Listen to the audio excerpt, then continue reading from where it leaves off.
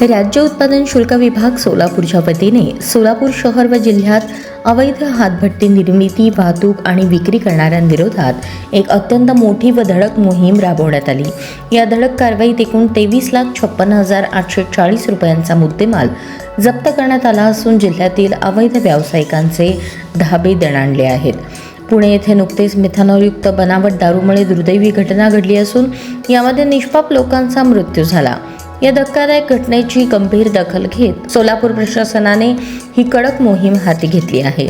विषारी व बनावट दारूमुळे किडनी निकामी होते, कायमस्वरूपी अंधत्व येते आणि अकाली मृत्यू होणे असे गंभीर आणि जीवघेणे दुष्परिणाम संभवतात। त्यामुळे नागरिकांनी अशा कुठल्याही आमिषांना बळी पडू नये असे कडक आवाहन प्रशासनाने केले आहे।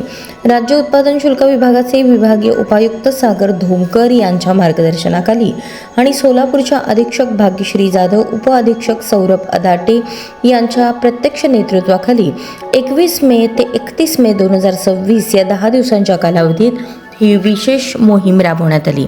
या धडक कारवाई दरम्यान एकूण 64 गुन्हे नोंदवून 47 आरोपींवर कडक कारवाई करण्यात आली आहे।